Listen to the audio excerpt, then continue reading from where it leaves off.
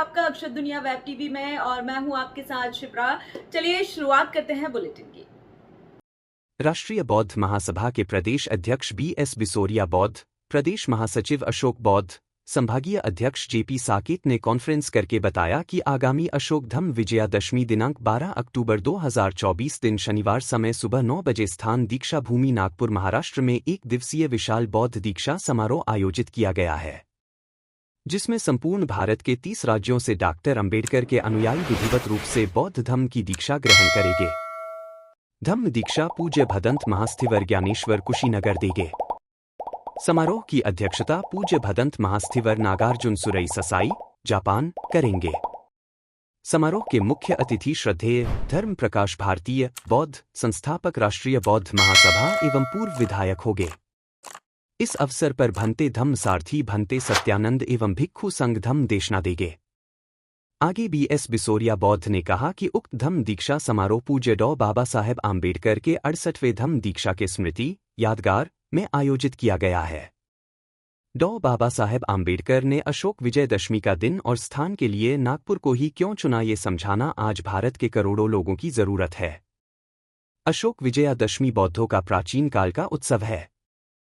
इस दिन धम्म प्रिय चक्रवर्ती सम्राट अशोक ने धम्म की दीक्षा ग्रहण कर विजयदशमी का पर्व शुरू किया था। BS बिसोरिया बौद्ध ने कहा कि डॉ बाबा साहेब आम्बेडकर के धम्म दीक्षा के 68 वर्ष पूरे हो गए हैं, परंतु आज भारत के लोग इस ऐतिहासिक जानकारी से वंचित है। इसी सत्य को जन जन तक पहुंचाने के लिए राष्ट्रीय बौद्ध महासभा द्वारा राष्ट्रीय विशाल बौद्ध दीक्षा समारोह आयोजित किया गया है।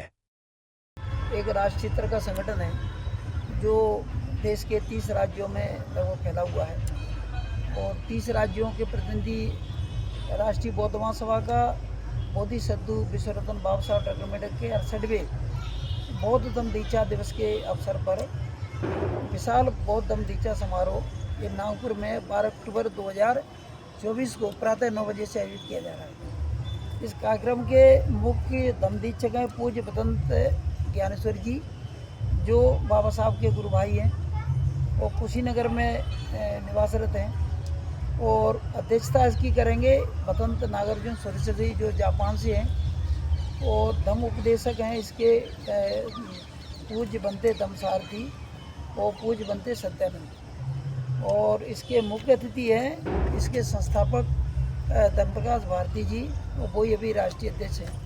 और ये बड़ी गरिमामय तरीके से पूरे देश के लोग लाखों की संख्या में वहाँ पर नागपुर के दीक्षा भूमि पर उपस्थित होंगे और 12 अक्टूबर को 9 बजे से आयोजित किया जाएगा। ये तो ये हम लोग प्रचार प्रसार कर रहे हैं, लोग गांव तक जा रहे हैं, मोहल्ले तक जा रहे हैं, और 9 अक्टूबर को निर्माण दिवस है मान्यवर काशीराम जी का, उनकी भी इच्छा थी कि बौद्ध धम्म जो है फैलना चाहिए पूरे देश में।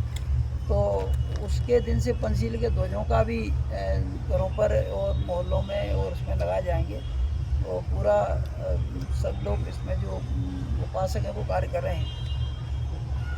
नागपुर में क्यों आयोजित किया जा रहा है ये कार्यक्रम, क्या वजह कारण क्या है? नागपुर एक्चुअल में जो है जो नागवंशी बौद्ध थे उनकी ये राजधानी है, और इसलिए बाबा साहब ने उसी उद्देश्य को लेकर के नागपुर में 1956 में धम्म दीक्षा ली थी। ये 14 अक्टूबर को उन्होंने दीक्षा ली थी, तो 12 अक्टूबर का कार्यक्रम क्यों किया जा रहा है?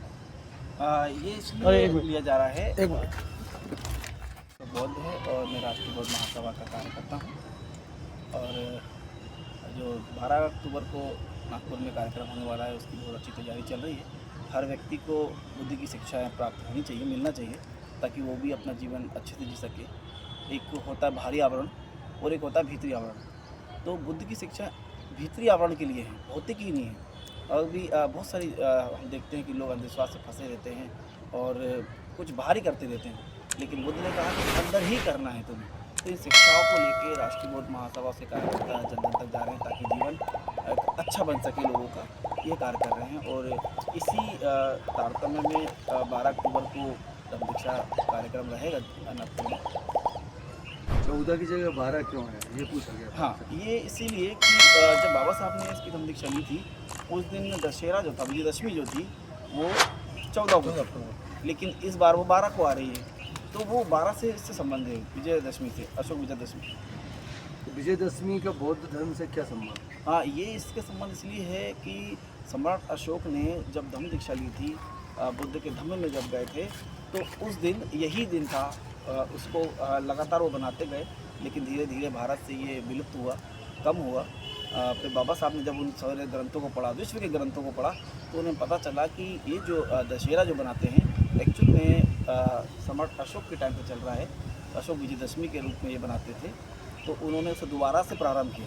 अब हम लोग भी उसका प्रचार प्रसार कर रहे हैं ताकि ये लोगों तक जाए और इसको लोग बनाएं।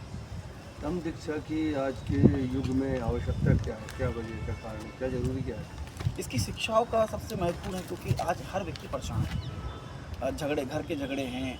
अब ज़मीन जिनके पास है वो आपस में भाई भाई लड़ रहे हैं, है ना। मोहल्ले में आस पड़ोस में लड़ रहे हैं, धर्म के नाम पे लड़ रहे हैं, जाति के नाम पे लड़ रहे हैं, विश्व पूरा लड़ रहे हैं।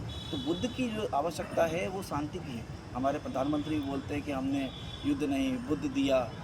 जो भी बड़े बड़े उद्योगपति हैं, चाहे बिल गेट्स हो, तो बुद्ध की ही मूर्ति दी जाती है, क्योंकि विश्व को बुद्ध की ज़रूरत है, भारत को ही नहीं, पूरे विश्व को बुद्ध की ज़रूरत है, ताकि शांति और करुणा मैत्री का भाव सब में फैले, सब में भाईचारा हो, आपस में मिलकर रहें।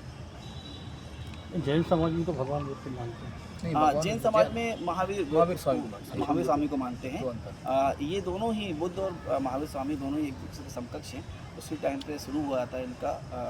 बुद्ध, अगर महावीर को लें तो महावीर थोड़ा पहले हैं और बुद्ध थोड़ा सा उनके बाद में है, लेकिन उनके विचार थोड़े अलग हैं। वो मुक्तिदाता है, ये मार्गदर्शक है। और होगा सवाल होगा फिर जो है संभागीय अध्यक्ष भोपाल संभाग का, और जो मैं ये बौद्ध धर्म का भी कार्य कर रहा हूँ। हमारा सबका उद्देश्य है कि माना माना एक समान। बौद्ध धर्म का एक ही उद्देश्य है कि माना माना एक समान, ना जाति ना कोई जाति भेद ना हो, सबकी मानवता हो, इंसानियत हो, एक अपनापन हो।